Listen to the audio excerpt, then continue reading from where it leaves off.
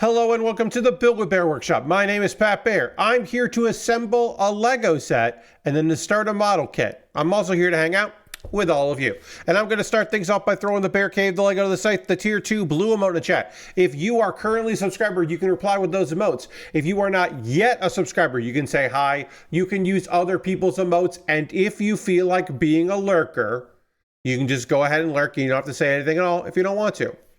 It's a Monday. I'm going to finish up the Lego money tree. I'm going to bring it up into shot here. I got most of the money tree done. We got a little bit of the top left. I'm going to adjust stuff here, get myself nice and comfy.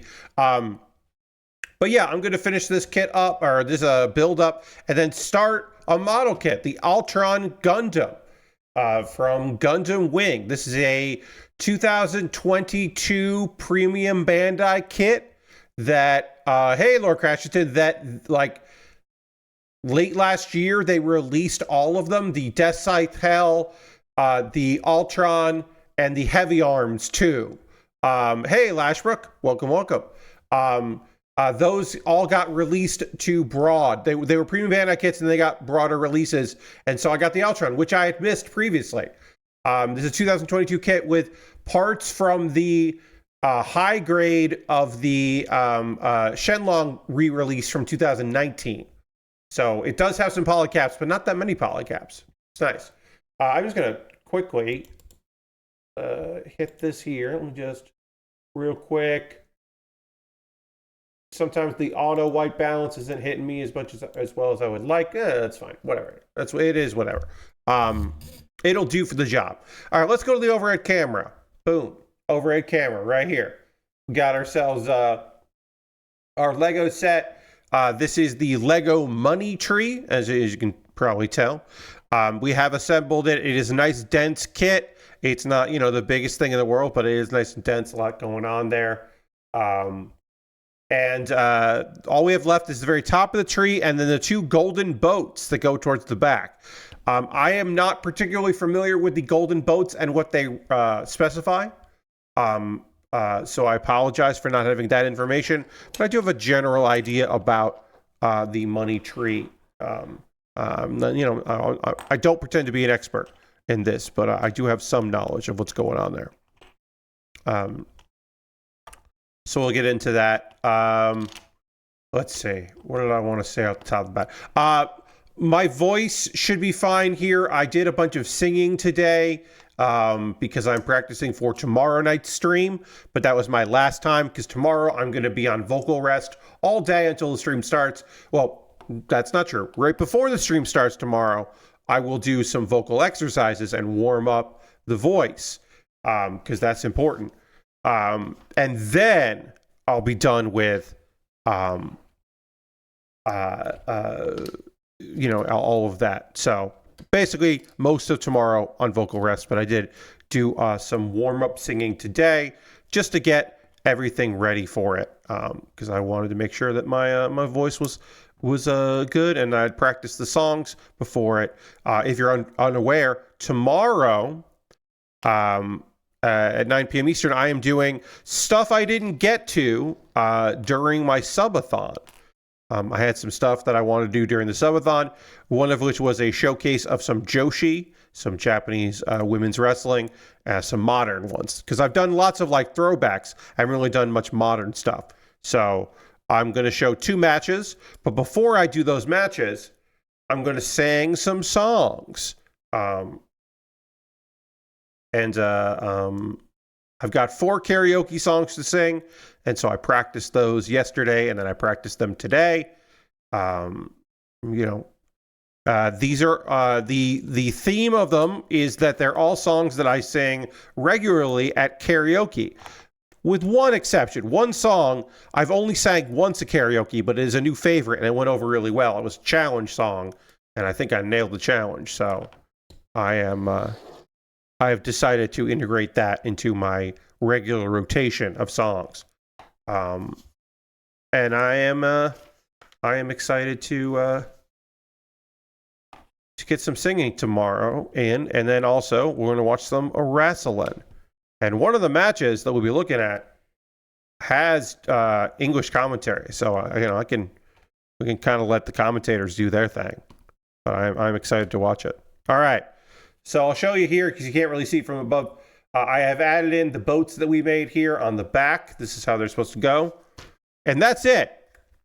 And you might say to yourself, Pat, you could have just stayed a little longer on Saturday and finished this. You could have finished the fight. You didn't have to end when you did on Saturday. And generally, yes. And I certainly have been known to do that, to stay after, to go longer, to go longer than I normally would on a stream just to finish something up. But the thing you've got to remember is on Saturdays, I watch wrestling at 11 p.m. and the stream ends a few minutes before 11. So I wanted to go watch that because it was AEW Collision Grand Slam Australia, and I wanted to see it.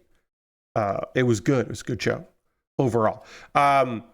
Having 2 title changes on Wednesday and 0 title changes on Saturday feels weird and kind of backwards, but whatever. Other than that, I thought the matches were solid. Weird to hear Mark Briscoe get booed. Mark Briscoe, as far as I know, has never been booed on AEW television. He's been booed in AEW's Ring of Honor, but not on AEW television. So it was weird to hear him booed, but like they knew that was coming because, I mean, that's why they put him in there, because people were going to cheer Kyle Fletcher in Australia. This is just going to happen. But yes, this is built. This is a really nice build. This was really fun to put together. The Lego money tree here. Top to bottom, this is a cool design, and I enjoyed putting it together. These pumpkin-looking lanterns, and the bills, the red envelopes, the little boats here on the back, the pottery, the flat tiles and regular tiles that are supposed to indicate the sand or the rice that's meant to be the because in a traditional money tree you're not putting dirt in there. You're putting in rice or stones. So that's to designate that. And I think that's just overall, this thing looks cool as hell. So I got to take a photo of it. I'm going to do that right now. So hold on. Photo. A camera here. And then we can take a photo because I want to get a lot of it in here in the front. Boom. And that's it. That's the end of this build. Oh, you know, one thing I wanted to do before we transition is I want to see. Okay, great. So, you may remember this car here. This is a separate thing. This has nothing to do with this. We're done with this for now. You may remember this Matchbox car when we built the from the brick shop, where we built this out of bricks, the not Legos. And it came with this car. And under my my overhead lighting, overhead camera, it looked wrong. It looked too purple. And I'll tell you that with the adjustments I've recently made, this is what I'm seeing and what this is are very close. Like this is almost too blue in this photo with this webcam. But this is pretty much what it looks like. And previously it was very purple. So I want to test that under current building conditions to see how it looked. So I'm very pleased with that. I forget what I have adjusted that I did. The hue. I have adjusted the hue. And just 2 degrees on the hue has gotten this a bit more in line with what I'm looking for. So I'm very pleased with that. I wanted to check that because this is on my desk here, because it looked way too purpley and not enough purple blue. So good to know that's pretty locked in. All right, so we finished up the Lego money tree, and now it's time to get into the next build. So we're going to take the Lego money tree and say goodbye to it, and then bring in the Altron Gundam. Sorry, let me throw those instructions out of the way there. And here it is here. And I don't need I didn't need the brick separator at all for that build. I didn't mess anything up, so that's nice. But here's the brick separator that goes over into the not used right now pile. So, as I mentioned, this is a premium Bandai kit, which means one of the places where Bandai cut corners is the wrong term. Bandai doesn't go all out with instruction booklets for their premium kits. These are always black and white. They rarely have production photos or anything like that. They are very bare bones because the assumption is that if you don't need a bunch of stuff to sell you on stuff because you're already fully invested in whatever is being built. You're already ready for it because you are buying a premium product, which is understandable and fair. So there are polycaps because this is a 2019. It is partially a model kit from 2019, which is really just a nice rebuild of 2010s kits, early 2010s kits, which are just based on the 1990s high grades. So there's still going to be polycaps on there. That's still a thing. There are some stickers. This is a premium Bandai kit, and there are going to be stickers in this. So we have the eye stickers and then some other stuff to match things. There are the eyes for the dragon heads, of course, and a few other things. Not too many stickers, though, honestly. 9 stickers. That's, 9 different kinds of stickers. That's nothing. But yeah, we're going to build the Altron. The Altron is the upgrade of the Shenlong. So some of these parts are from the Shenlong. Like this is Shenlong parts because they're the same. So this is a 2019, or this is 2022. Okay, so that's where's the 2019 part? So this is the 2022 parts here. So this is new. This is 2024. That's when that came out. Let's see what parts. These parts are from 2019. So yeah, the hands, some of the inner frame stuff are parts that also are Shenlong. So you could build like some of a Shenlong with this, but not all of it. I would say this. I'll say this, friends. If you are looking to pick up one of these kits, the heavy arms, the double barrel heavy arms, is the heavy arms. It's just the fucking heavy arms with a double barrel, right? There's very little difference between it. If you already have the heavy arms high grade, you don't really need the double barrel. But the Death Scythe Hell is phenomenal because it has been a long time since there was a high grade of the Death Scythe Hell, a proper good one. You may remember that there was what was it? It wasn't the Death Scythe, it was the Angel or the Heaven Spear or something. There was like the negative high grade, and then of the Death Scythe Hell, it was for another one of those shows, and people were like, "Oh, that means the Death Scythe Hell is coming out finally," and it did, and it honestly looked really good. So I recommend that. That is now not a premium kit or not exclusively premium kit. You can pick that up in stores. If I go and do a little bit of legwork here and go to Gundam Planet, I will do this to see where there are here. Go to Gunpla, go to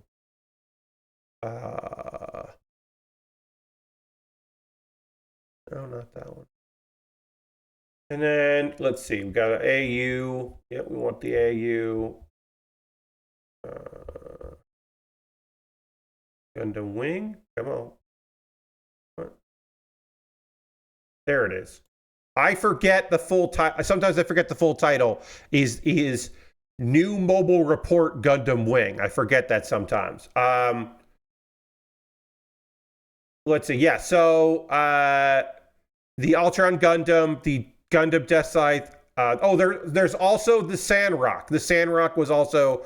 It's the slight upgrade of the Sandrock is also out there. These were all premium builds. Only that one wasn't. That's right. That one wasn't premium build. But the other ones are premium. I'm sorry. I sorry, I'm going against my own thoughts here. Yes. Now these came out for full release because of the 30th anniversary of Gundam Wing. So that's why we have this out. These are available now for everybody because of that.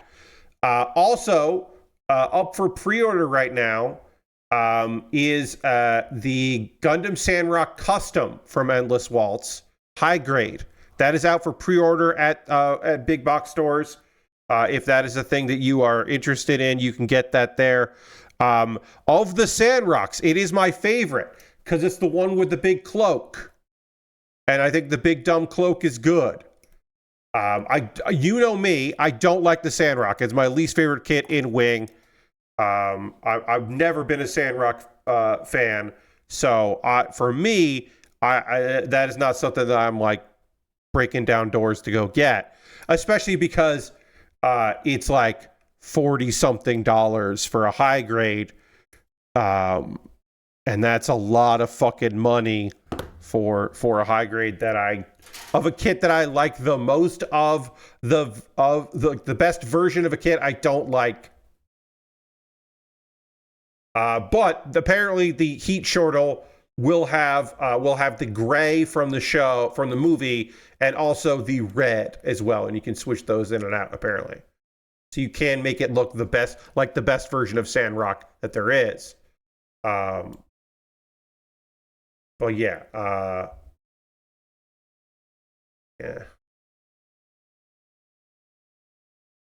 So yeah, I don't expect that I will be buying that new version because it's just not for me. It's just not something that I particularly want. But if you like that kit or you like that Gundam, then maybe it will make sense for you. It has been a while since we built with polycaps. Ever since we got into Witch from Mercury, polycaps have not really been a thing. And occasionally I build old kits. Like, don't get me wrong, I do build old kits. It's just been a while since I built a kit that old that I needed a lot of polycaps. So it's been a hot minute. So it's like all of the Gundam Seed Freedom kits, the stuff from G-Quux and G-Witch, all are all things that don't require it. So it's been kind of nice. Okay, so I got to put in C213 and C214. C2, 13, and 14. There we go.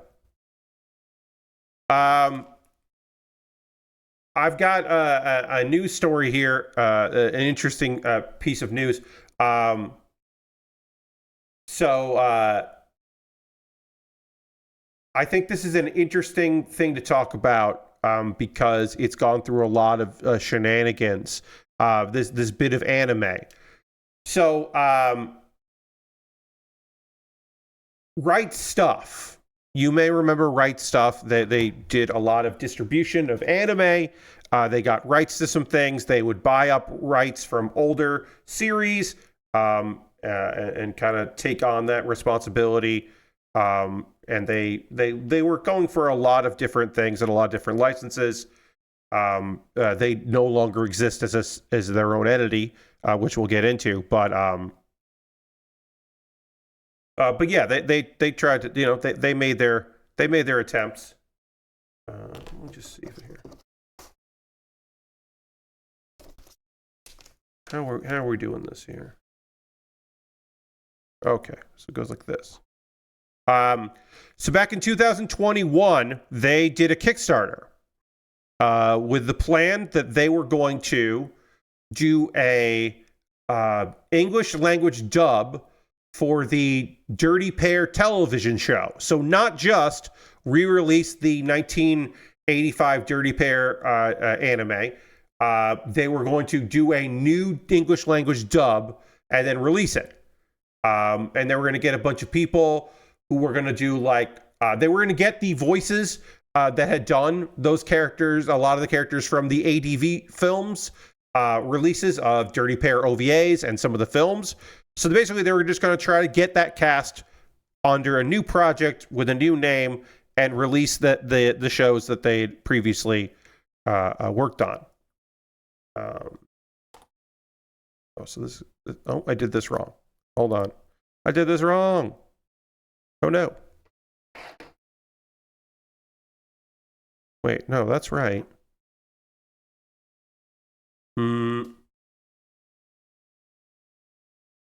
Okay, yeah, I did something wrong here.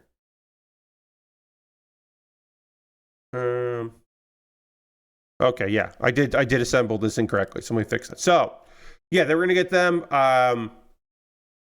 Right Stuff was like, this is going to be a huge investment. This is a big thing for us. This is outside the normal bounds of what we do. So basically, they were like, we need help from the community. So they were going to do they did a Kickstarter, which like makes sense. Like, this is a company that has a good track record for stuff. So like, it totally makes sense that it would eventually they would figure this stuff out, but would probably require some amount of extra help to get that done. It's like, yeah, that sounds about right. But, like I said, proven track record, lot of good support, a lot of goodwill. Like, okay, sure.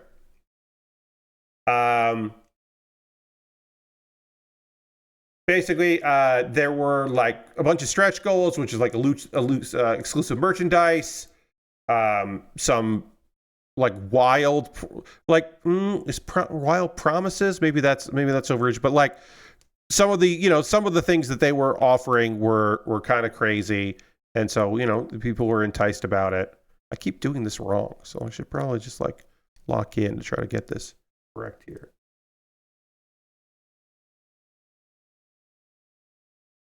Let's see if I did it correct this time. Okay, this seems right now. Now let's see. Does this go in here? It does. Right. Whoop. That fell out, but that's okay. That is unrelated to the issues I was having previously.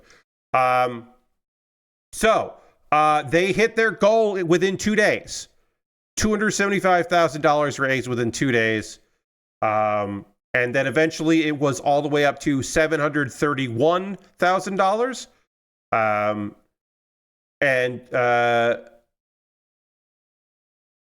So Right Stuff, basically, they were like, okay, some of this work we've already done. Some of this work will be easy for us because of the work we do. We're thinking, hey, 2022 August. That's our release window.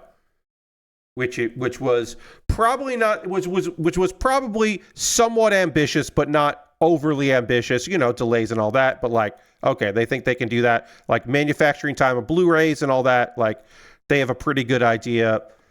If as long as they can ramp up and get, because like they can do a lot of the work while the dub is being done, right? They can do a lot of the other work for putting it together and then layer in that and all that stuff. So it's like, oh yeah, that seems reasonable. They can probably get that done. And then they were like, and then after we get it out to all the backers, then we'll do the release for people that didn't back the project. Like, it's like, okay, sure. That sounds good.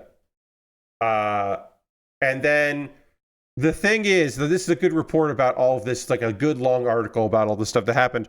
The DVD, they got their Blu-rays, I should say, September 2025. So that is, so that's 4 years after the first expected delivery date. So 4 years later, DVDs started arriving.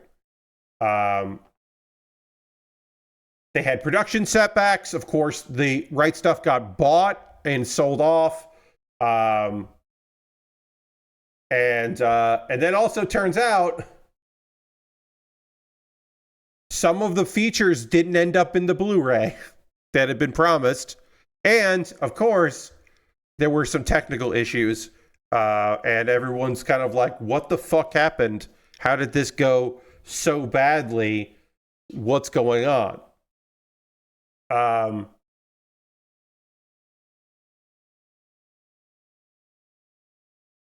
Let's see. Like, yeah. there are a lot of like non-disclosure agreements, so there's only so much that's ever going to be really known until people are outside of the people involved. Anybody involved who gets outside of the industry enough that they feel like they can just say what happened, it's going to be a long time before that happens, but there's some things that can be pieced together. um uh let's see. There's a lot of belief that there are NDAs that people who used to work like high up in um and write stuff who don't work there anymore, probably as part of their like parachute payments to, with the sale of the company, probably sign some very stringent NDAs, which would also include talking about this project, which my assumption is, and this is my assumption based on what's being presented and what's being talked about, like nobody high up in Sony cares about this Kickstarter at all. Like this is just an after effect of them being like, there are a lot of things you can't talk about because of with this sale and all of that, and one of them happens to be the various flubs and failures of this Kickstarter. Like that's just not, to me anyway. Like I don't think that's going to be anybody's priority so high up in a company like that. Were people lower on the ground? Sure, that would be a priority.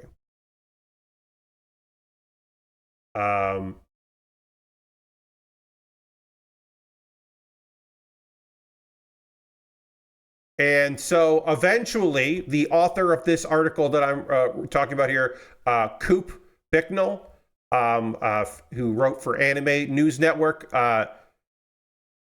basically finally got to talk to the director of the dub, Joe DJ Yorigi.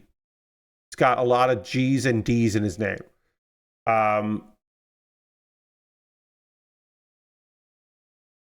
So basically just like kind of started to figure some stuff out.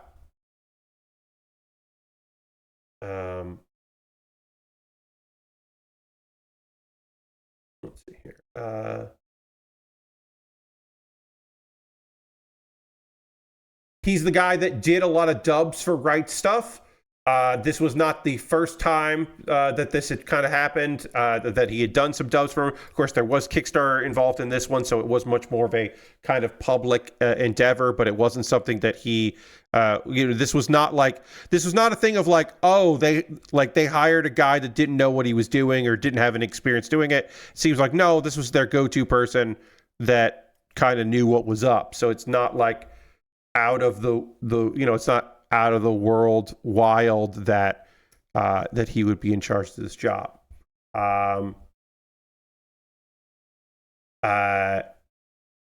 Yeah, he worked on His and Her Circumstances and Boogie Pop Phantom for them, for dubs of that.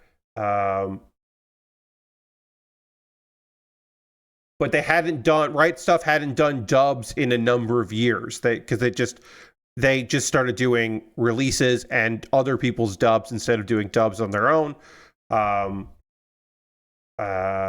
because the sales numbers didn't justify the money. Basically, that's what this is, again, according to Joe. He was like, yeah, they used to do it, and then they realized it just wasn't worth the investment to do to do dubs for shows that didn't have dubs, when you could just instead release what's already out there. It wasn't worth it. So they stopped doing it.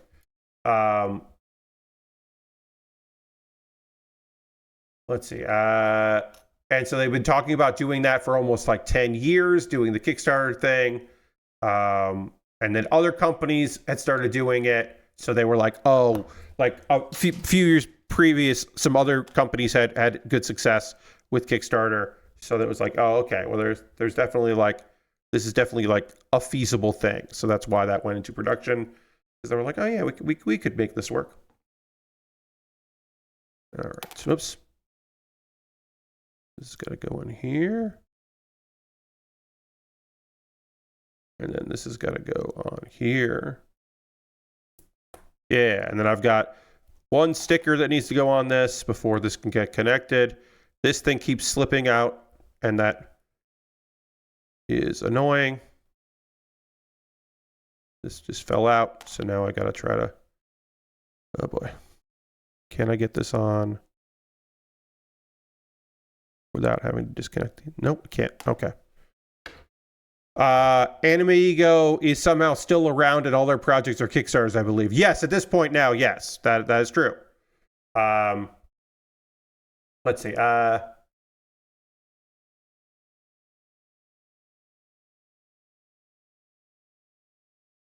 And so it seemed like this project had a lot of people with a lot of experience in the industry behind it. And, you know, it seemed like this was going to be something like it's a dub for a TV show. It's not the hardest thing in the world. It's just going to require time and energy and money. And they got the money part. So it's like, okay. Brand new English dub. New re-releases of every entry in the Dirty Pair series. A clipboard case featuring new art from character designer.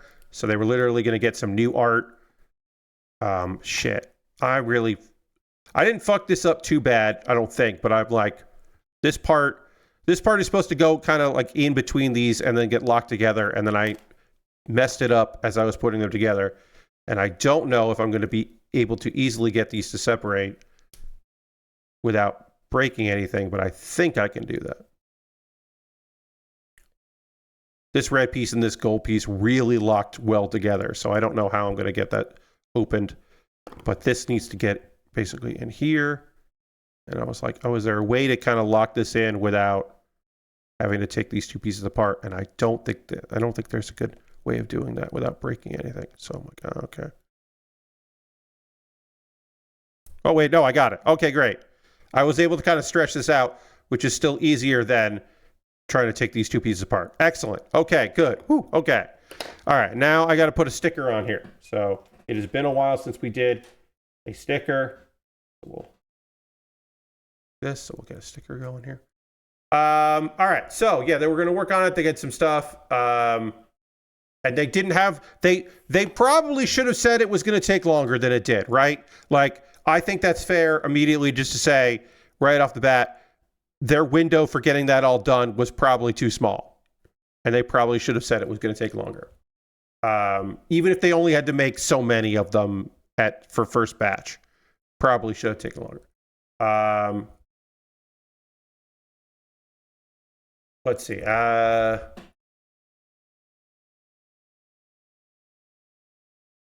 26 episodes. Could take a couple months to do it. And they had like 9 months to get all in there. They were doing stuff.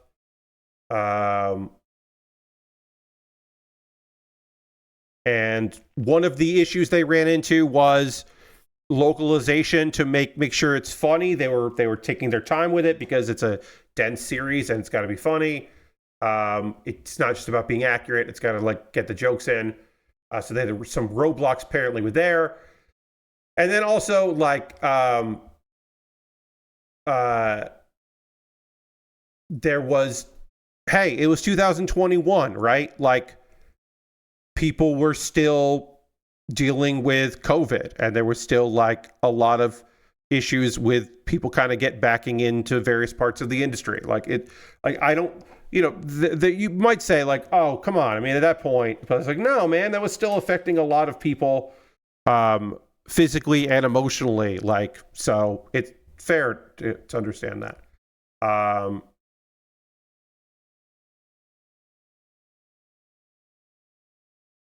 But really, it's like one of the biggest things is that the timeline was just way too short. Like they really fucked that up. And then in August of 2022, they announced, hey, we got sold. So that adds a whole other amount of complication, right? Like obviously the timeline was wrong. But the big thing is they got purchased, and then so that's just going to throw everything out of the loop, and contract stuff has to get redone in some things, and previous contracts have to be honored, and then like who's paying for what and how's that going, and all of this other stuff. And then, like I said, Crunchyroll is Sony. Sony only cares so much about the stuff you were doing before we bought you. Like it is a tough thing. Who's still going to stay in the company? All that.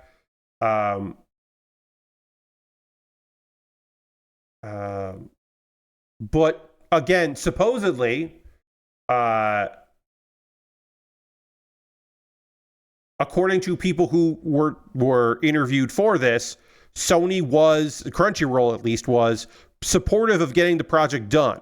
Now, I could say my gut says that somebody was like, this would be a good PR if we got this done, and would be bad PR if we get blamed for this not getting coming out, even if it would be kind of reasonable and this is a fucked project that we inherited. Somebody somewhere probably was just like, well, how do we make this thing just go away and not be a problem that we have to deal with? Which is, again, my gut. I don't have any truth to that.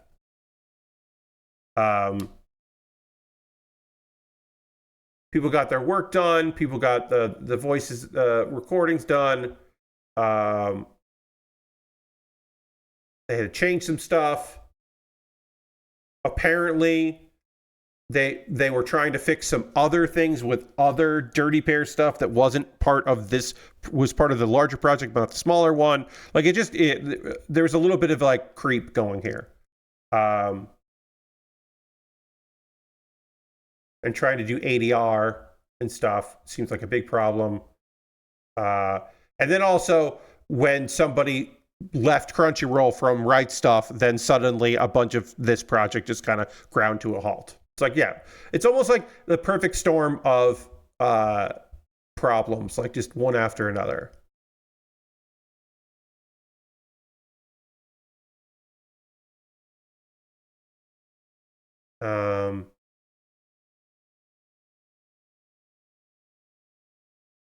And then in 2023, some of the voice actors, while they were still working on this project, got COVID. Like multiple people got COVID in 2023.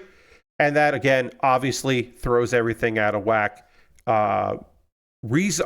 Understandably throws things out of whack and makes things harder to deal with. Like completely reasonable issue there. If you're like, it's like, yeah, all right, yeah. You're telling me, years after it was promised to be out and they're still working on it, but then also, yeah, COVID. It's like, yeah, okay. And they put out a statement, basically, a backer-only update in February of that year, just being like, hey, there's some shit going on. Of course, at this point, backers are fucking pissed off because it's now so much time. And then a thing that happens with Kickstarter and other backer programs like this that is important to recognize is sometimes they're like, this was hey, this is what's going on. Sometimes there's just isn't anything to say. Like, yeah, we're still working on it. But backers, the longer a project goes, understandably, get more and more mad about it and want more info. But sometimes there isn't any info. Now, obviously, also sometimes there isn't anything because people aren't saying anything because they are trying to figure out how to put out a bunch of fires. But backers in general on a project that is not, on schedule, are not understanding and not and want more information. They always want more information than they can get. And so you kind of can't make them all happy. But again, you spent money on this thing and they're just not making it. And it's now been 2 years past almost 2 years past when they said it was going to be out and it's still not out. I totally fucking understand why people would be, again, rightfully pissed off about it. And then in December of that year, they were like, hey, we got packaging and some box art stuff. And it's taking a while, but we're getting there. Then the producer of it got COVID, because of course he did. they were still updating people with what was going on. And then another person who had been at Right Stuff and had worked on this project also left Crunchyroll, and that obviously also messed stuff up.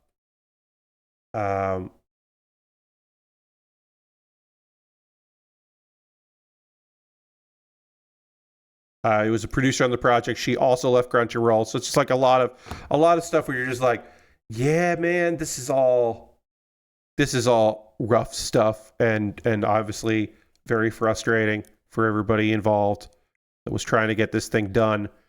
I don't think this was not a cash grab. This was not a run, like a grab and go, but also it was maybe too ambitious for the time, and then also extenuating circumstances. Like, that's the long and short of it, really. And then also, quality control was bad, which fucking sucks. And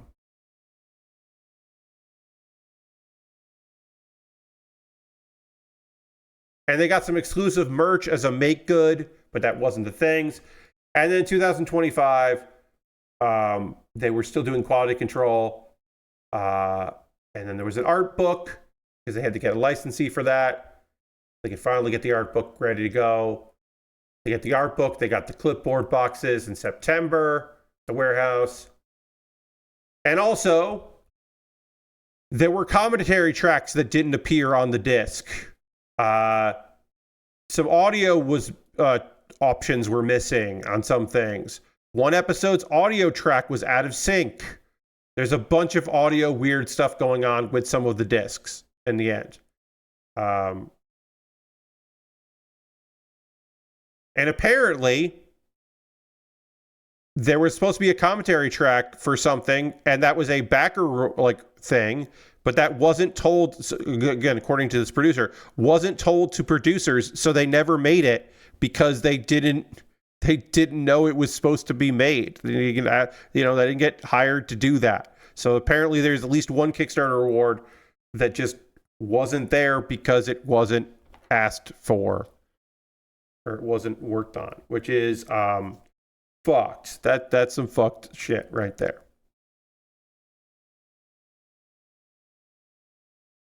All right, this is a very tiny sticker that I have to apply here to the front of this.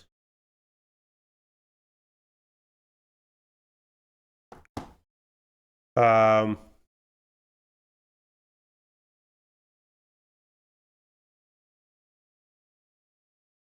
then let's see. And then basically some people who were backers of the project started doing their own like grassroots investigation, because some of them worked for various internet forums and stuff. So there was like this move of like trying to figure out what happened, which is interesting. They called themselves a research group.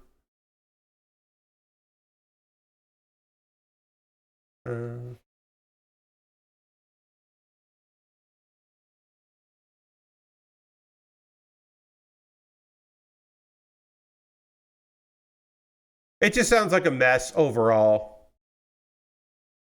So really good reporting if you want to read through the whole thing on Anime News Network, the feature that just came out. It's a lot of good reporting on it. It's very thorough. But yeah, at the end of the day, it's just like probably overpromising things, undervaluing people's time and energy and how long it takes to make things.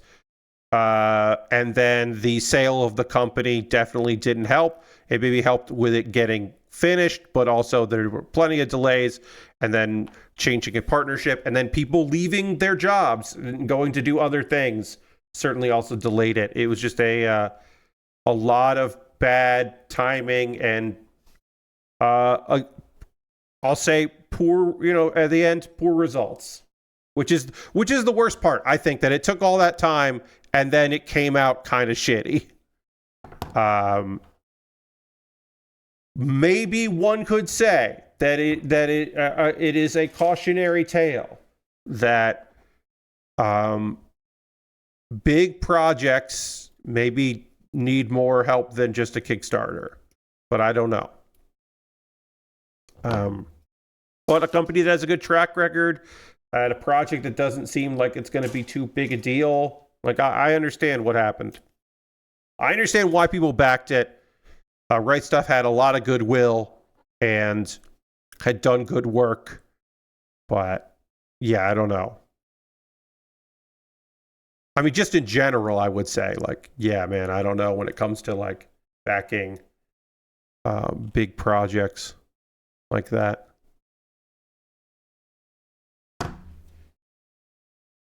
There was a time where I would say Kickstarter stuff or all crowdfunding stuff is just like, well, that'd be nice if it happened.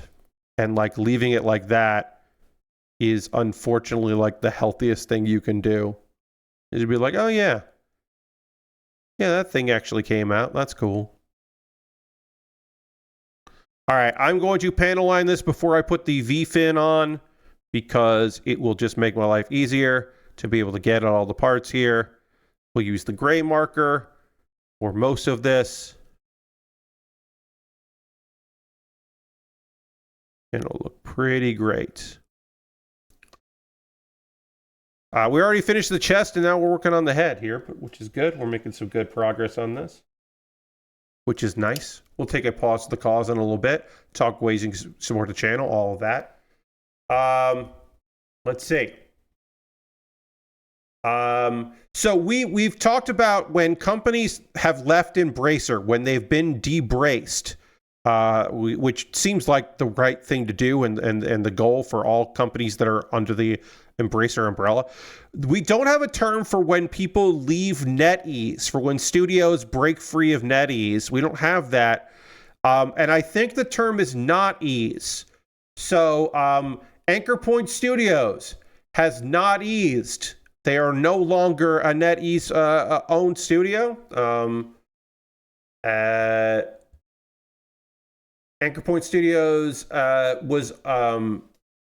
was not bought by NetEase. They were basically like a CEO who had been at Remedy. Basically, they brought in Paul Erith, who was lead designer on Control, to basically make a studio within NetEase, and now they are a independent entity, which is great because they didn't just close the studio and lay everyone off. But it is probably scary out there, so hopefully, good luck to all of them.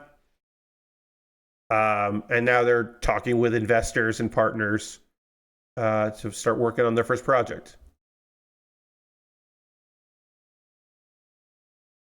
They have offices in Seattle and Barcelona.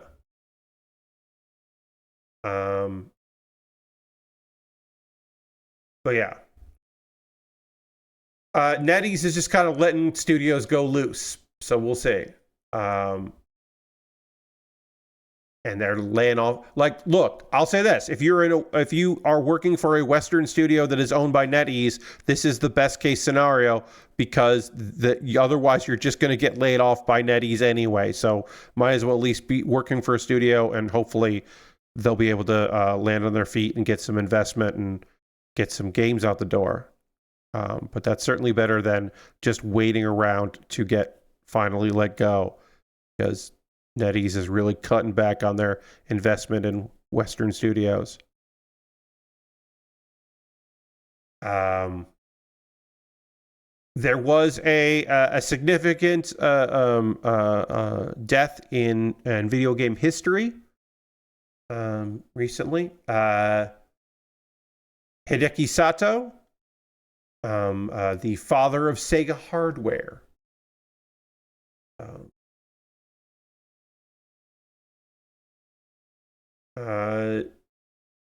He worked on all the way from the original Sega Genesis 1000 all the way through the Dreamcast.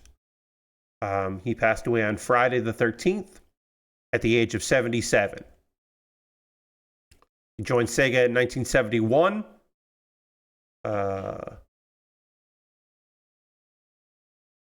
and the list of things that he worked on is just ridiculous. But yeah, Mega Drive / Genesis. Yeah, is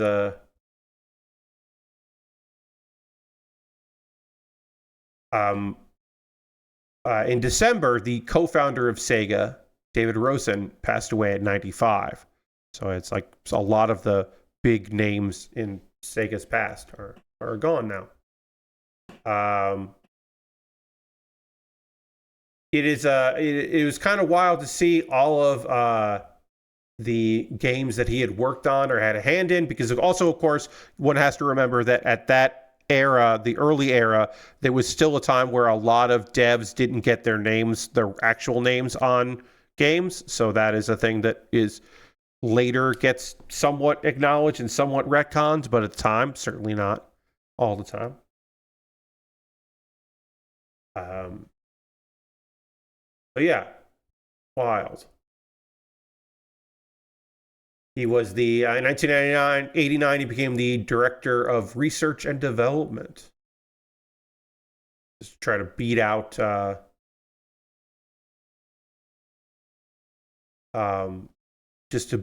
Nintendo. That was the goal. That was their big goal, was to beat Nintendo. You know, Sega does what Nintendo and all that. I'm not saying he came up with that phrase, but that was the motivating thing at the time. That's what they were trying to do. What they were trying to accomplish was make shit that Nintendo isn't going to make. Do it better. All that stuff. And then, the new Super Mario movie coming out in April. The Super Mario Galaxy movie. Rob the Robot's going to be in it, because there are already toys out there, and he's in some of the toys. So Rob the Robot is in that movie. If that was a spoiler, then the toy lines already spoiled it. They got announced because of Toy Fair. So, some stuff is already out for pre-order. And one of those things is that Rob the Robot, the robotic operating buddy, is in there. Gonna do his thing. Which is, I'll say, cool. Hell yeah. Love that robot. Love Rob.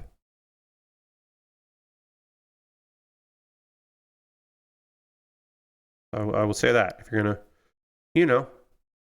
look, am I uber amped for this movie? Not particularly. I thought the first movie was fine, but I think putting Rob in there, that's a fun little thing. Well, will Rob be super important? Who knows? But it's kind of neat. As you might have guessed, it's a slow news day. Mondays, it's not the biggest holiday. Some people take a 3-day holiday or a 3-day weekend here and didn't work Monday. But yeah, just not a lot of news right now. Not a lot of stuff to talk about. So instead, we're talking about Rob. It'll be a fine movie to stream and pay half attention to. Yeah, I mean, it's like, it'll be good once on, and you're like, oh, yeah. Oh, that's cool. I like this interpretation of Toad. So yeah, okay, sure. I like Toad immediately being like, what's up with this guy, Yoshi? So he's just part of the crew and hanging out now? Out of nowhere? I was like, yeah, I like that. I like that Toad is just like, what's this shit? What are we talking about here? Who's this guy? All right, we're done with the head. Hell yeah. The tiny stickers got done before the second hour. That is a moral victory for me. There are some stickers that have to go on here, but they don't seem to be that tiny. They're the big eye stickers for the dragon. So that shouldn't be too bad. Oh, we got a few, and the mouth stickers. So like I got a few things. The eye stickers, I should say. The eye stickers and the eye, yeah, and then yeah. So there's a few stickers that have to go on there, but it shouldn't be too bad. too bad. Hopefully it's not too bad.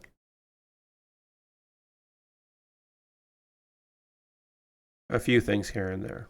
But yeah, shouldn't be too bad. Toy Fair was this weekend, and there are a bunch of hatching Yoshi toy that makes me think of that scene from Jurassic Park. Yes. Also, hi, Sandus. Welcome. Yeah, Toy Fair happened. There was a bunch of stuff that came out there.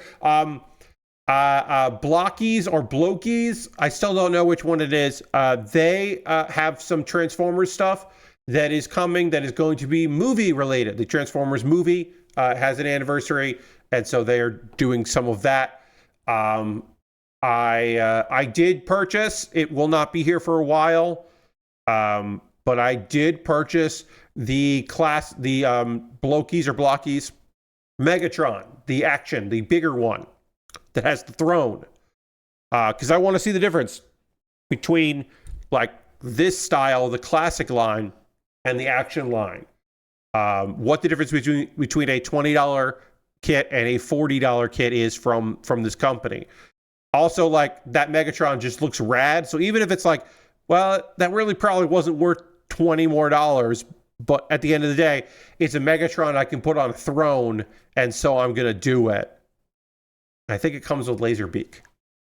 It can go on his arm, and that sounds cool. It's not the it would be awesome. The throne is great. It would be better if it was the big chair from the Lincoln Memorial that he sits on when he takes the because apparently Abe Lincoln statue was just a separate statue from the throne. But that would be great. But it's not that. It's just his chair from their ship. So it's not. It could be cooler, is what I'm saying. We can do most of this arm at the same time, it looks like. Yeah, we can do just about all of this at the same time here. Before we get the shoulders are not the same, but most of the arms are the same, so we can get a lot of this done here right at once, which is cool. Hey, Blinken. Yes, indeed. But yeah, we will take a pause for the cause in a moment or two. Let me get a couple of parts just out here, and then we got some anime to talk about. I got to get caught up on Noble's Vacation, because I'm 2 episodes behind on that. So we'll get through 2 today. And then also some stuff happened with our guy Noah, our 13th Prince Noah. We got to get into chatting about that. 28.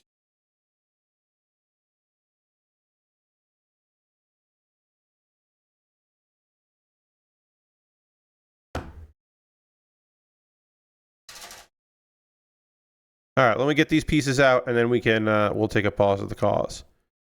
We're doing some of the.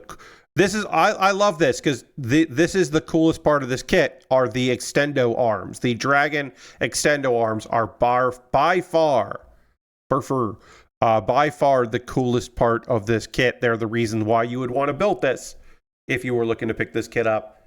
It's because it's got the cool extendo dragon arms, and it went from having 1 dragon arm in the Shenlong to double dragon arms. And then of course the Nadaku, which is the Endless Waltz version, is like, well, what if it was a Chinese luck dragon instead of a more Japanese inspired dragon, which it should have been the entire fucking time. Obviously it always should have been a luck dragon, and shouldn't have been this. It always should have been a luck dragon. What are we doing? But eventually they did do it right. They did figure that shit out. It just took them a long time to understand that they had goofed up. All right. So we'll get this done, and then we'll take a pause for the cause and all that. And then we'll get back into this. All right, now is the part of the stream where I'm going to talk to you, that's right, you, about ways that you can support me and what I do here. Everything I'm about to tell you is optional. You're under no obligation to do any of these things. But if you would like to help me out financially, you're more than welcome to, and I will give you opportunities to do that.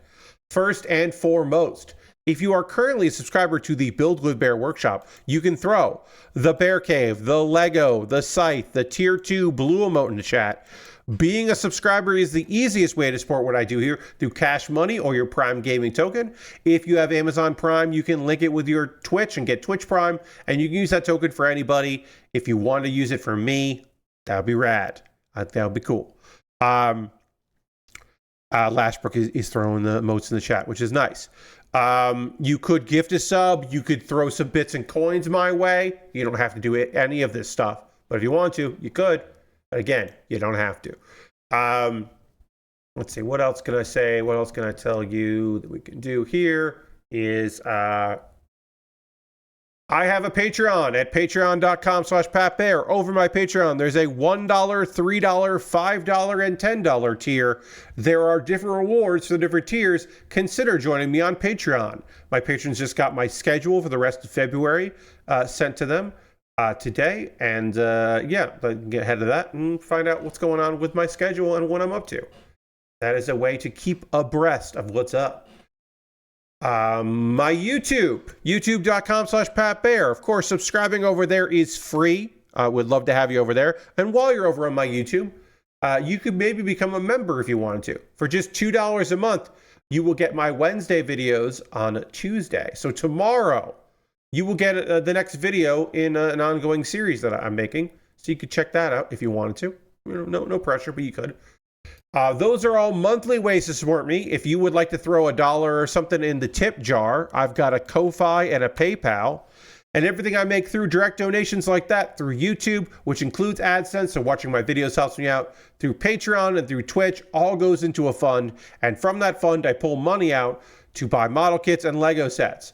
I saw this on USA Gundam Store and was able to pick it up, going like, oh shit, that's up there, cool. I've wanted to build this for a long time. And so I was able to do that because of your generosity. I knew that there'd be money there set aside waiting for me to buy something. I just bought a $40 kit that might take like 2 streams. It might take a stream and a half. I don't know. But I'm buying a $40 kit from a company I've only built one thing from before because I know that I have your continued support and it means the world to me. Now, having said that, if you'd like to decide what I work on next, if you don't want it to be anything from my backlog, you want to make the call, you could always buy something from my Amazon wish list and make that the next thing I build. Because yeah, if you're going to go out of your way to buy something for me to work on, the least I can do is build it before I work on other things. So I got a wish list. I've got model kits and Lego sets. I recently added another Blockies or Blockies, a Starscream. That is the cheaper line. The classic class. And also I put a new Lego 3-in-1 wild animals. There's a hummingbird and a fish and a butterfly. And of course you build one of them, take it apart, build the other, take it apart, build the third.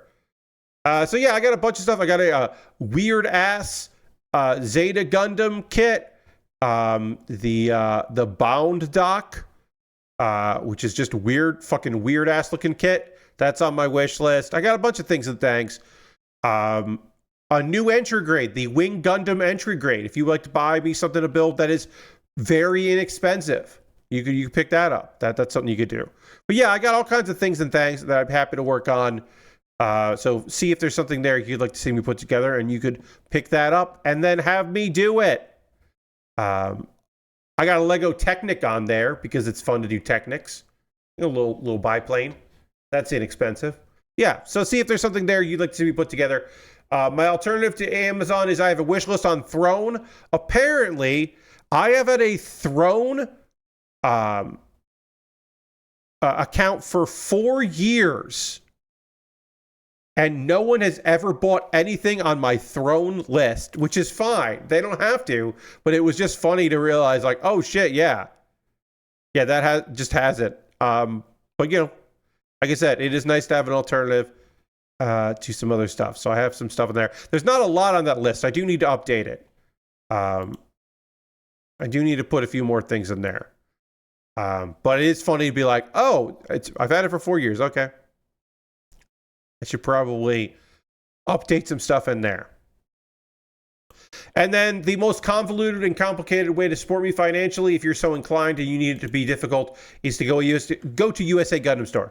At USA Gundam Store, you can buy a gift card. They will send you an email with a gift card code. then you can send me a whisper on Twitch or a private message on Blue Sky or Mastodon with that gift card code, and then I will use that gift card code to buy something from USA Gundam Store. People have done that. Very kind to them. If you want to support me and not spend any money, I have a Discord. We would all love for you to jump into the Discord. It's full of cool people. We'd be happy if you wanted to pop in there and hang out. A couple video links for you to check out. The most recent episode of Pat Bear's Anime Club is the one I put out today. That's right. I got a new episode out today of Pat Bear's Anime Club, and it is my winter 2026 recommendations. I got 4 anime for you to check out, and only 2 of them are isekai. But these are 4 shows that I think are great. These are new shows, not returning shows, and a variety of styles, I think. So take a look at that. Please watch that video. You don't have to watch it now, but please watch it. And then Kuma Baer is my weekly anime recommendation series.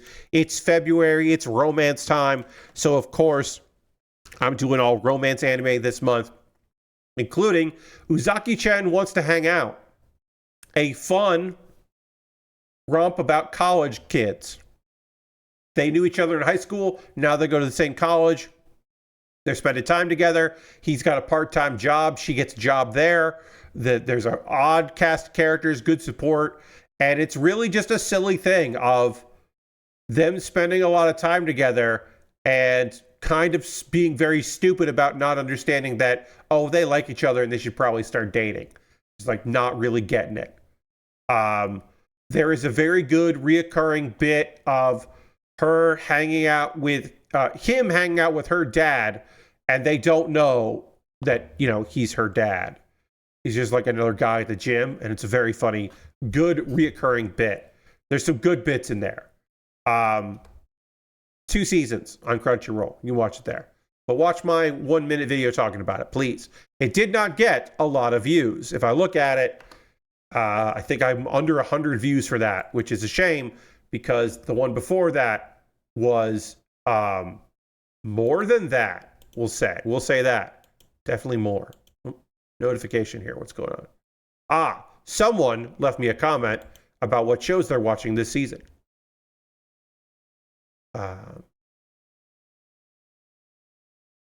Journal of the Witch. Yeah, I really need to be watching that. I gotta watch that one. I know it's a lot. Journal of the Witch is probably going to be devastating, so I haven't started it yet, but I will. Okay, I got a few people watching that. Yeah, Zaki-chan Wants to Hang Out. Under 100 views. Bummer.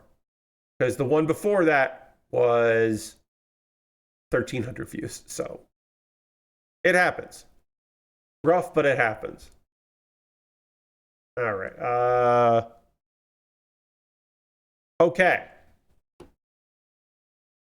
Now is the part of the stream where I'm going to drink some water. We're going to switch back to the overhead camera. I'm going to keep working on this cool model kit. And we're going to talk about some of the anime that I've been watching. We'll get caught up on Gentle Noble's Vacation Recommendation and the most recent episode of Noble Reincarnation. But before I get into the anime talk, what I need to do is drink some water. I'm parched. So we'll get into that.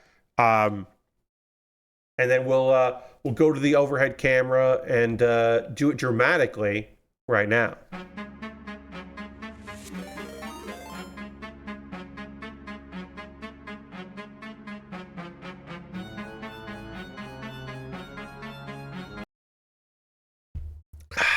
Umjan is here. Umjan just subbed with Prime. That's 46 months. Thank you so much, Umjan. Let's throw the Bear Cave Lego site tier 2 blue emote in the chat. Thank you, Umjan, for the continued support. Appreciate you. Also, Umjan wants me to hit the dance button, which I will in just a second. But I got to put the emotes in the chat. Thank you very much for all the support, Umjan. 46 months, a lot of months. Thanks for using your Prime. And here is the dance button. While I get some parts out here and then get ready to talk about some anime. Boop, boop, boop, boop, boop. All right, I gotta get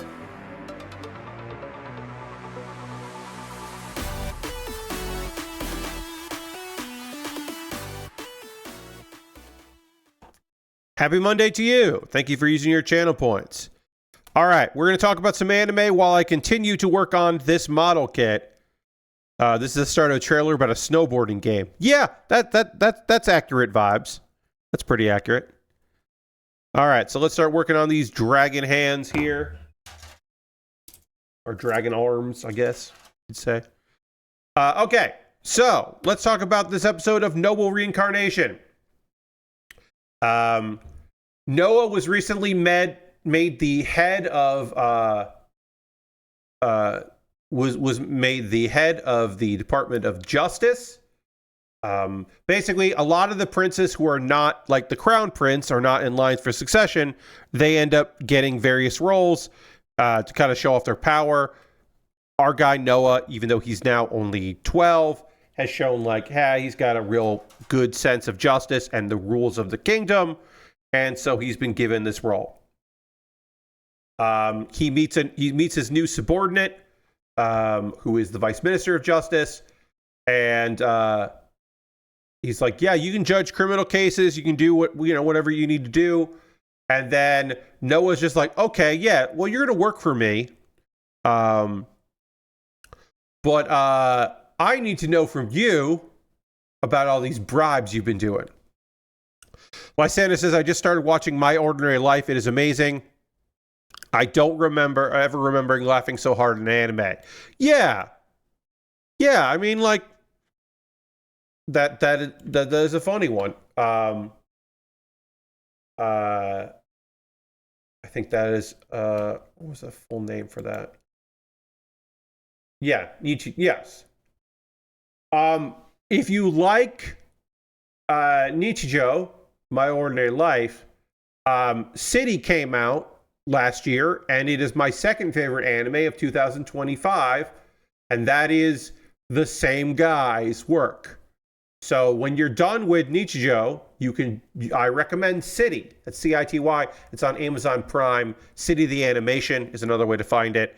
It is unbelievably good. But yes, I hope you have a lot of fun with it.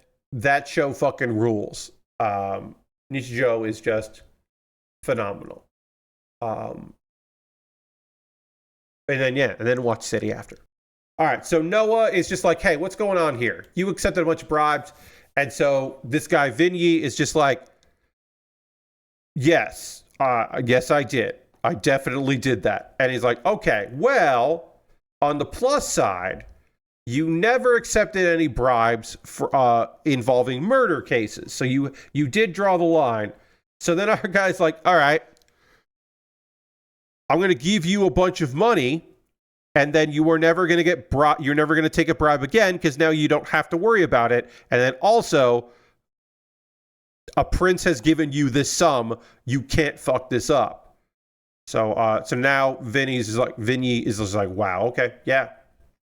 I can't take this money from you, and I won't take any money from anybody else. It was a test. It was definitely a test. And he passed. Hooray. Good bit of business there. Just showing Noah's general knowledge and wisdom of all this stuff. All right, so I'm going to put tiny-ish stickers on here. Not too tiny.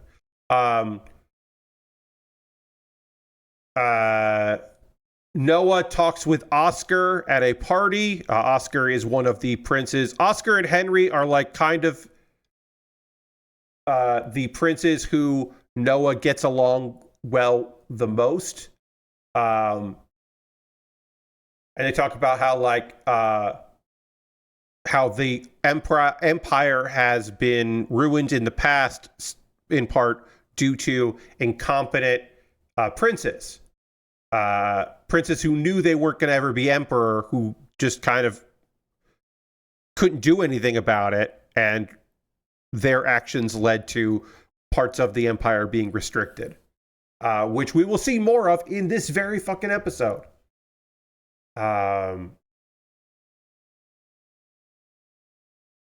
Noah is just like, look, man, I know I just got made a minister. I don't know what that's going to mean for anybody. I'm not sure what's going on here, but like, this might just be another test from the emperor. Oscar finds out that he's going to be made the Minister of Finance, which is another big position. And so, yeah, basically, some of the princes are being given big roles to see what's up. Apparently, Albert is just waiting to. Albert is not in the hunt to be the next emperor. But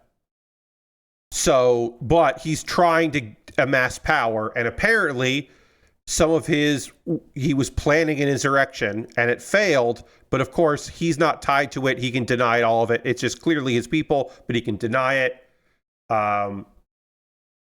They all got arrested. Noah realizes these are all a lot of them are Albert's men. But here's the thing.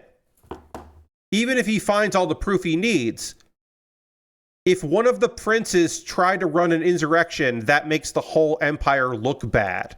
So like he's kind of stuck here. He can't do it. He can't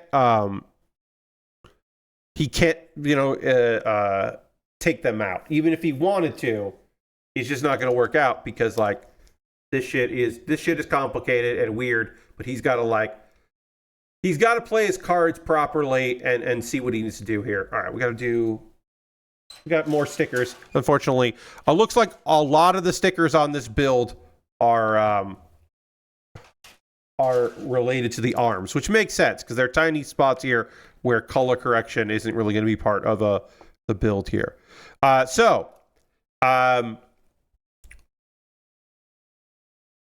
The conspirators get executed. They ignore the part where who these guys clearly are and clearly who are working for them because it would cause, as I said, a scandal. So he's like, I'm not even dealing with that.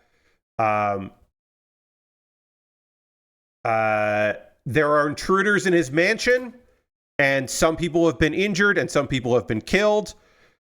So Noah goes and disarms them and knocks them out in a way that means he isn't going to, he can interrogate them, that they don't commit suicide, because it looked like they were all going to try to commit suicide, and he prevents that. But he does realize these are also Albert's men. And he's like, fuck, I can't kill these guys. I want to kill these guys. Like, he can't just... that can't come out. This would be obvious. These are men that caused the scandal. So Noah's solution is that he injures himself, and they blame the injury on the people that entered his palace, because they will immediately be executed. And so they all get immediately executed, and there is no investigation, and everyone saves face. But also... like you said, well, the thing is, like, here's the deal. One of the princes tried to kill another prince openly. That makes the emperor look bad because it looks like he can't control his own sons. Like, it's a bad look. And as the thing to remember is that Noah's powers are tied to the people in his territory believing in him and supporting him. So, like, it's a whole thing where he can't have the people turn against him if he wants to be strong and protect himself and protect them. So it's a whole cycle. So Noah is just like, okay, Albert can't get punished. Nothing can come out about this.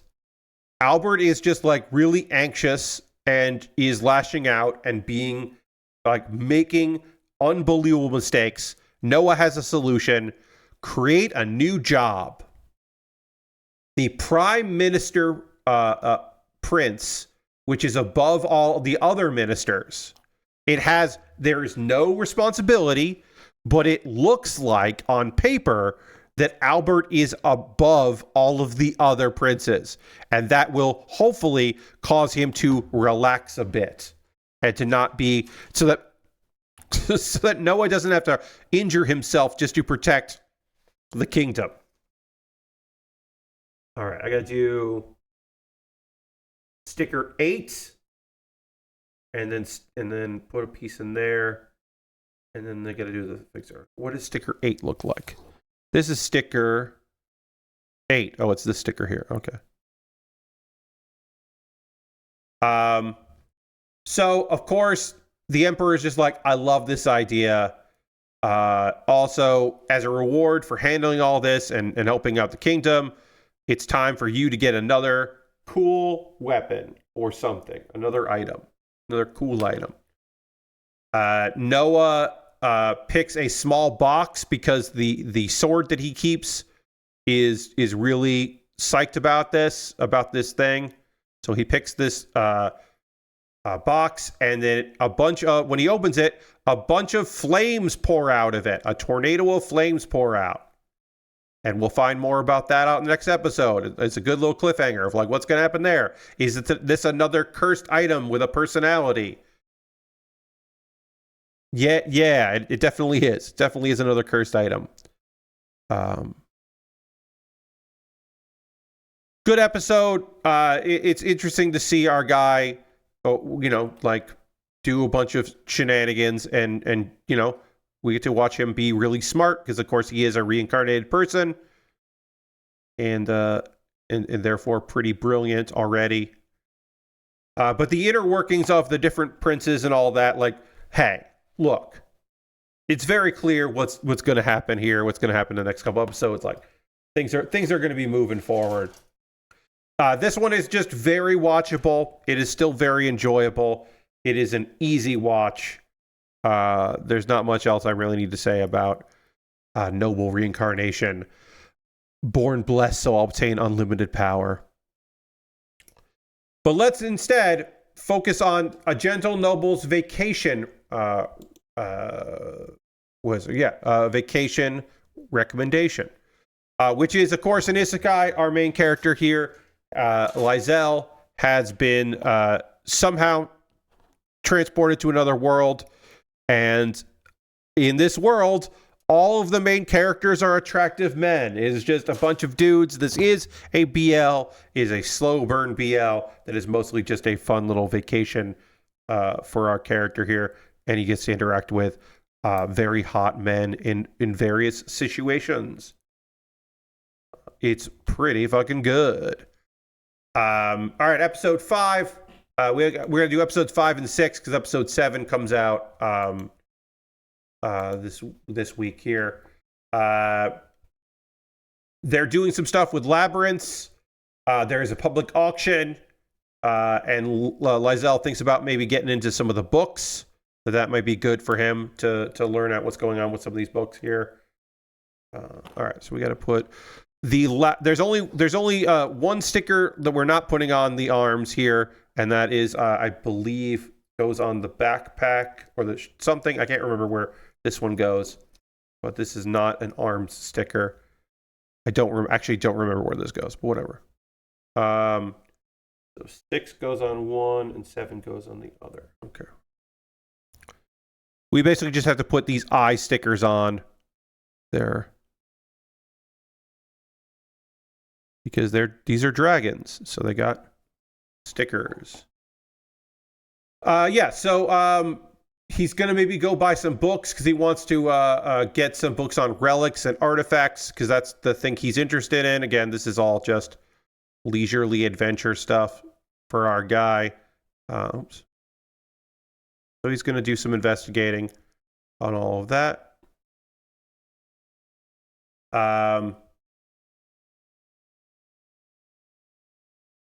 There's a labyrinth painting that is because the labyrinth paintings are sometimes like they basically the equivalent of like hologram animations of events that happen in the labyrinth or other places, and one of them that gets sold is like a labyrinth painting of a guy trying to solve a puzzle and not having a good time. His character we've seen previously, so that was a good little bit of business. Lysel buys a strategy guide for a labyrinth because that's probably where they're going to head.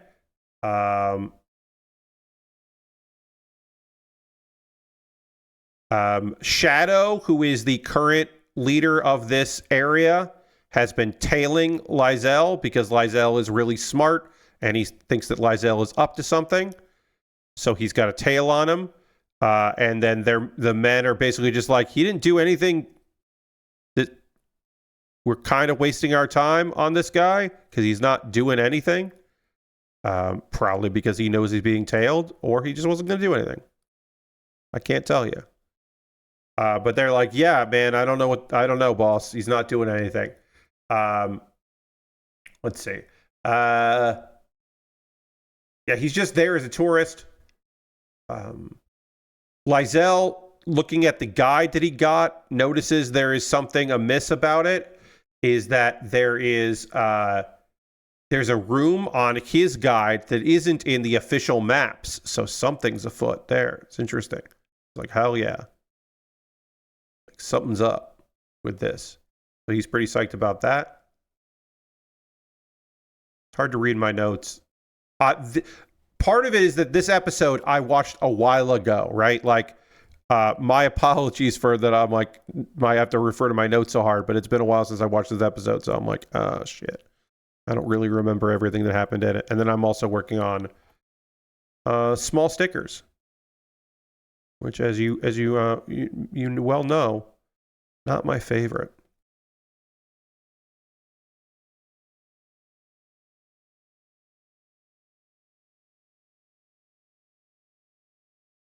All right, one more sticker, and then we can just build more of these arms here. Let's see. Yes, there's a chance it's been a never been discovered room, and there might be some relics that aren't there. People haven't found before. Gil is excited about maybe fighting a strong monster, so that it's basically a date. You know, one's looking for treasure, one's looking for challenges. Gonna be good stuff. They've got plans now.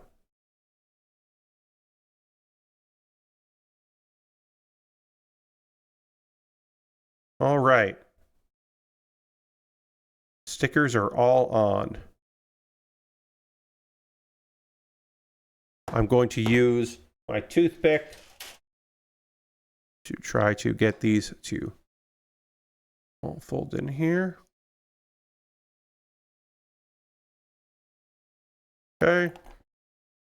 This should be fine. These are not old stickers or anything, so they should be pretty okay. All right. Got that done. There's one sticker left that we'll use at some point. All right, we'll panel line this and then start getting the other stuff together here. We'll see what needs panel lining on these things.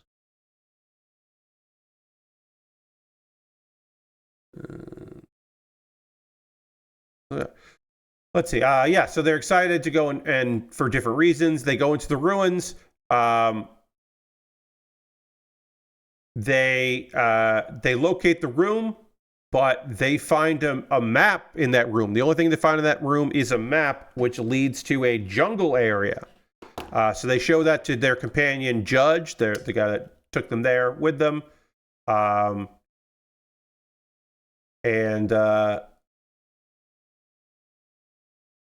Of course, taking that map activates a trap of a crystal dragon, which they both figured was going to happen. But Gil is fucking stoked about fighting this fucking crystal dragon. And they fight it. And then Lizelle has Lizelle has a little bit of honesty here, where he's like, sometimes I don't know how to interact with you when we're together. Because I didn't have many people in my life ever that I considered on equal footing with me. So sometimes I'm not sure how to interact and how we interact with one another. And it's a nice little human moment from our guy Lizelle, because he is, he's still just a human guy, even if he is, strong and smart and all that. He's still just a dude. And then Gil is confused because he's like, I didn't know you were treating me differently than you do other people. Okay. Huh. All right. Because he thinks of Lysel is always fully confident, so he was surprised. It's a nice little human interaction between the two. And then we finally, episode 5, we go into information about the other world, the world that Lysel was summoned from. The king has learned that Lysel is missing. I do remember in a previous episode, he was like, look, I'm going to treat this like a vacation because I'm so important to the kingdom that when they find out that I've disappeared, they'll figure out a way to bring me back. And apparently that is true because the king is like, I'm taking a leave of absence. I'm going to go find Lysel, which is very funny. They just like, because people were like, what? You can't stop being the king to go find a dude. What? It's a good bit. But it is nice to see that at least, in the other world, people are remembering that he's there. It is rare that we have that in Isekai. Often in Isekai, it's just like, oh yeah, this person got summoned to another world. The end. Now it's just this new world. None of that other stuff. None of that old world stuff. All right, we'll do a little more panel lining here, and then we can move on to other parts of the arm. Episode 6.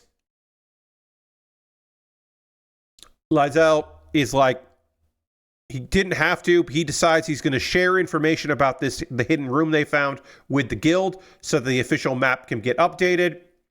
And then other people can explore it and, see what else comes out of it. Whether fights can happen there. It will further the guild and all that.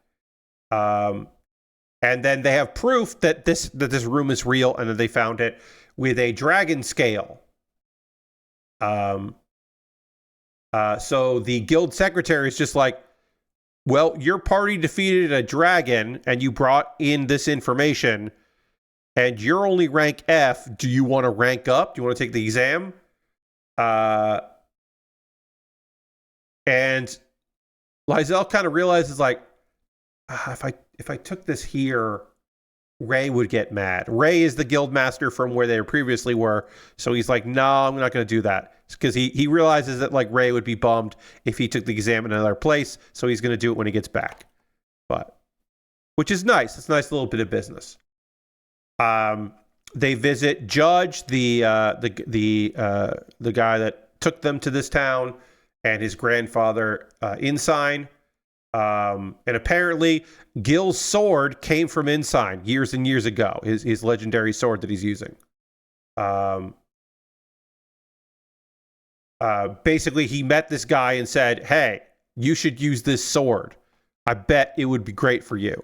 It turns out it was, so that's nice. And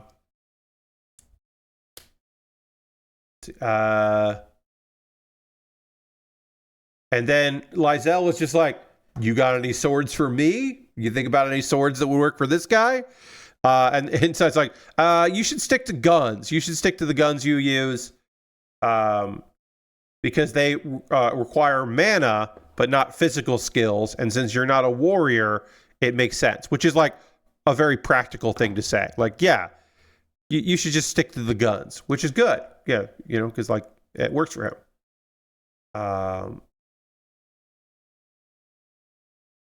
So Lysel gives him the map of the tunnels he found beneath Marcada and is like, hey, I found these. It'd be good for someone to know about them. I'm sure you know Shadow and you can pass these along. Which is like Lysel is figuring some shit out. And he's like, hey, we also have all these dragon scales. We'd love for you to sell them. Because one, it's good for the money, so they have spending money, and two, it will help prove that like if all of a sudden there are dragon scales on the market, it further proves that hey, this room with this dragon is real. This place is real. They weren't lying or whatever. So he's like, this will be 2 birds, 1 stone. And then they're like, okay, we're gonna leave this. We're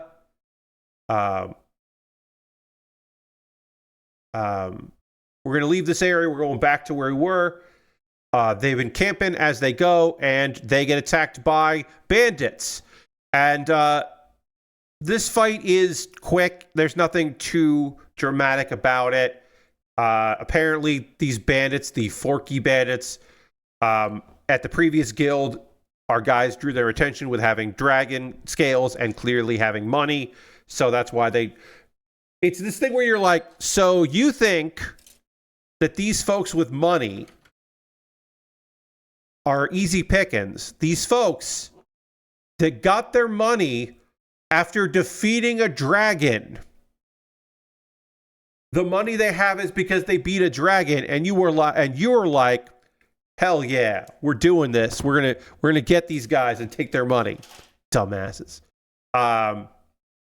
And then Judge is just glad that Lizelle was all right after the fight, but it wasn't a big deal. Like, this was not a big thing. It was kind of a cool little battle, but it wasn't like significant. It wasn't a thing for people to be worried about, as well as say. All right, so we need E123 and E223, and then we need E122. Okay. Those two go together. I got to do the same thing on the other E. All right, now is the part of the stream. We got some time left where I want to hear from you, friends.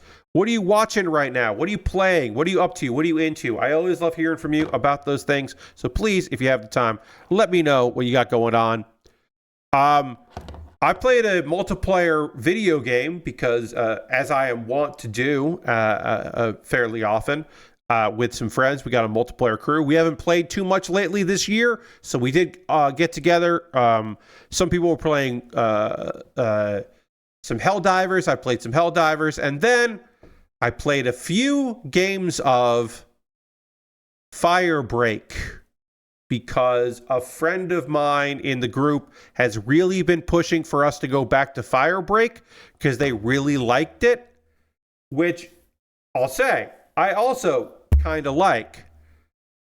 Boy, it's hard to get a game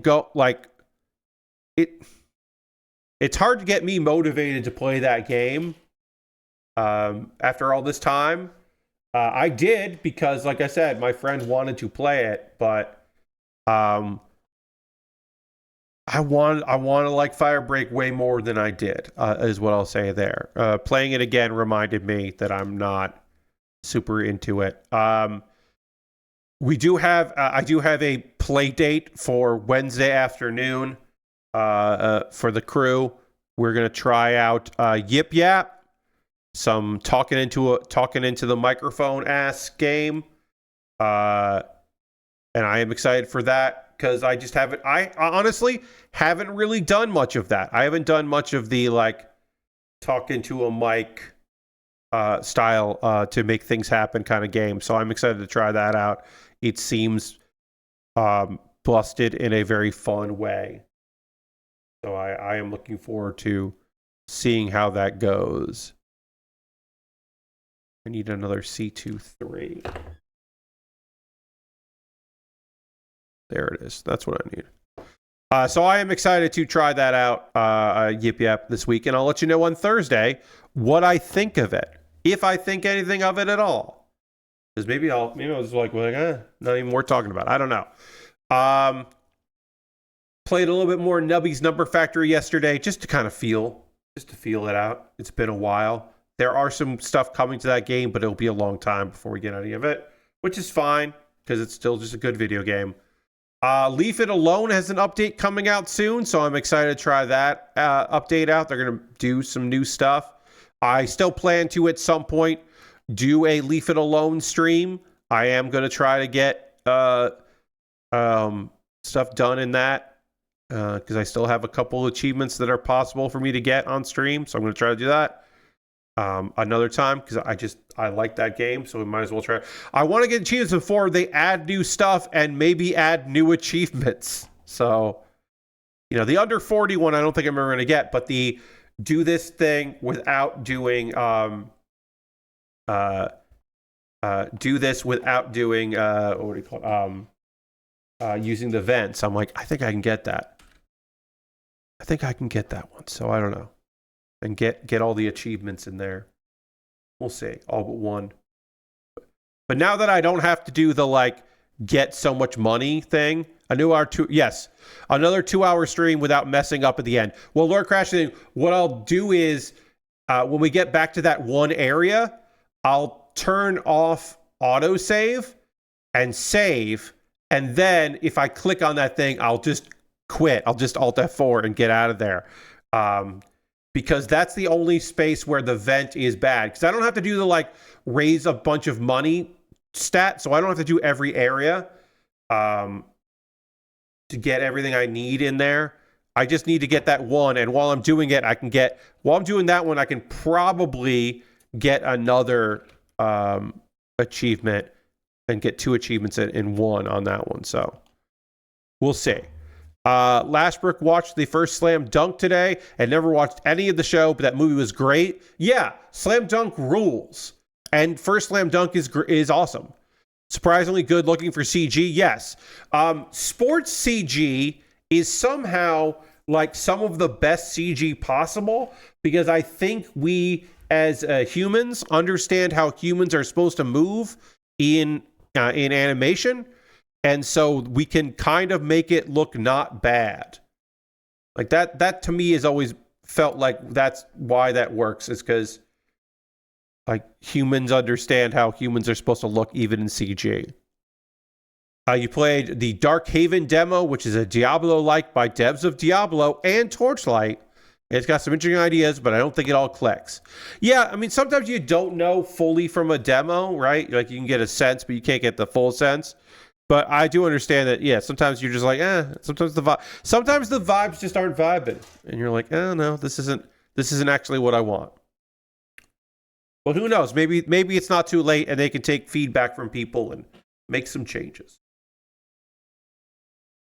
Who knows? Maybe they can. Put this here. Put this like this. We got to do these complicated arms because they are regular arms and then also have to be all bendy and wild and do a bunch of stuff. So it takes a little effort. If anybody else has anything they're working on, feel free to let me know. I always love hearing from you about the stuff you're up to and into. I'm trying to think if there's anything else going on with me. Not too much. I got some groceries today. I was in need of some groceries. I walked to the grocery store. I say there's nothing around me in walking distance. There is a grocery store that is not too far from me, but it is a long walk. It is an annoying walk, but it rained yesterday, so I wasn't able to go for a walk. So I was happy to get out there and just take a long-ass walk because I didn't really have a lot going on today. So it was kind of fine for me to just go and do that. So that was nice. I did do the walk, and that was good.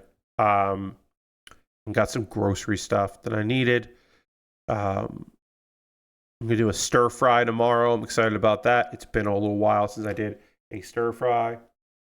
Okay, so got to have this on this side, and then this goes on this. That. And that turns like that. Ooh, okay, so that's how they're locked together. This is good. This high grade, this is well done so far anyway. Like obviously we don't know fully, but they did think of this, so these will not come apart too easy, which is great. Lock it in place. Lord Crash says, I played and beat a short indie platformer called Refresh that's about helping to collect materials to fix up a town that suffered a lot of damage in a big storm. I have heard about that game. It seemed neat. It's only about an hour or two. Perfect for a good play session. We're supposed to get into the 50s and maybe even a day or so around 60. Most of the snow should melt over the week. Nice. Yeah, it's warmed up here. I would not call it warm. We're not full back to South Carolina weather right now for me. But we did have rain yesterday, which did cool off the place a bit. Not my favorite, but we did have a little bit of cool here. Because it's like right now it's in the low 40s. But tomorrow afternoon, it'll be in the high 50s, and it won't hit 60 tomorrow, but we're getting there. But it will hit 60 on Wednesday, so it'll be in the mid 60s on Wednesday. So I've got a couple days of going for a nice walk. 50 is like hot summer weather, yeah, right? I mean, that's the thing. When you've been this cold for this long, it does feel like, it can feel like that, where you're like, oh yeah, hell yeah. All right, C28. John says, I finished playing CD Cross, Slay the Spire, and P-Cross. Ooh, okay. And Sons of the Forest. Nice. We're getting some indie stuff in. That's cool. I do have an indie game that I have not touched yet. It was like $3 fucking. I will be playing that a week from tomorrow. My Voice Zoo. Where you have a bunch of animals. I don't know how you unlock the animals, but you unlock animals, and then you can record their voice line, their Pokemon-esque one voice line. And then you just run around hearing their voice line. So I got to test that and make sure it read. Sometimes when you're using OBS, like a webcam, other things don't want to recognize it. I'm pretty sure that the game should recognize my mic even if I have OBS open and running, but I have to test it. So what I'll do is I'll do an OBS test where I'm sending a signal like I'm streaming, but it won't be actually streaming. And that will be a good way to know that this is working out, because if the game will register my voice. Audible version of Animal Crossing catchphrase stuff. So it's just like, it's like the same thing of like an animal. Instead of a moo, when you see a cow, I can say whatever I want. And then that cow, when we walk by it or click on it, will go like, lovely day. And then it'll walk by and you'll hear my voice say, lovely day. That's the only part I know about it, is you record voices. I've just seen clips of people playing it and recording voices and then being like, oh God, why did I record this voice line like this? So I'm excited to find out how that works. Oops, did I put these on wrong? I might have put this on wrong. Uh-oh. Yep, I put this on wrong. Okay.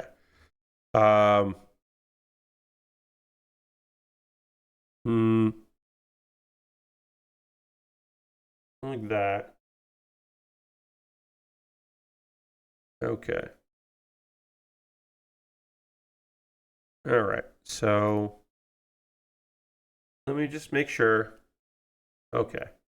So this wants to face this way, and then this wants to face this way.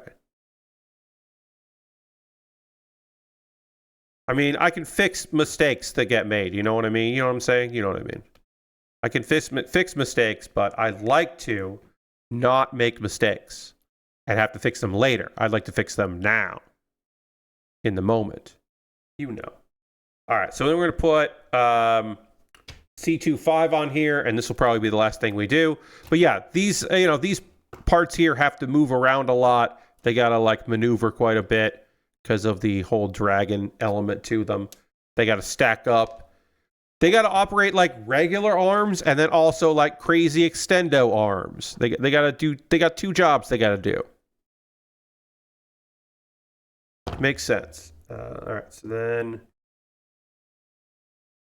this needs to go on here, like this.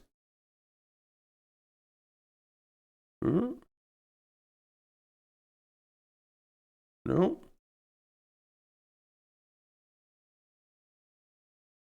Or does it have to go on? No, yeah, okay.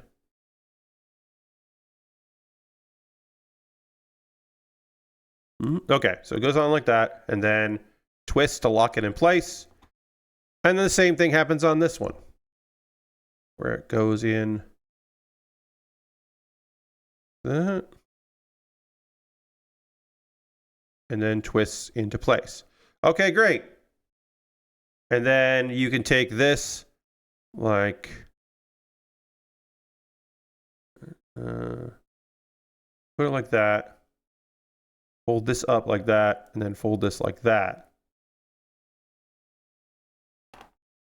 Do the same thing here, like that, and like that. Yeah, okay, great.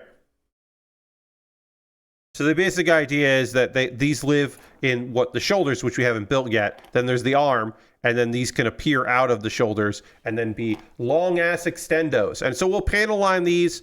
It won't take much to do. It won't take much time or energy. We'll panel line those on Thursday and get those going. And we'll we'll get more of this together. But we've already done quite a bit here. We got a lot done on this already. But the arms are going to be the most like time-consuming part because that's the main gimmick of this kit is the extendo arms. So, of course, it's going to take a hot minute. But we're going to wrap things up there. We're going to call that the stream. I want to thank you all so much for being here. Of course, we are going to raid. That is how we end every stream around here. We're going to go find somebody doing cool stuff and go spend some time with them. So we'll get ready to do that. Because that is how we end things around here. As John says, we always end with a raid. Let's see. Is Mary still streaming? Let me check here. Is Ms. Kish still going? No, does not appear to be. Let me see here. Oh, no, she is. She just didn't end up in the top of my list for some weird reason. But she's still there. She's live, yes. I just want to make sure she was still live. Yeah, for whatever reason, she wasn't in my suggested, which is weird because I raid her more than I raid other people who are doing stuff. She's playing Karen, the rock climbing thing, the rock climbing meditation-ish kind of thing. Which I've heard very good things about and I haven't checked out at all. So this will be cool to see.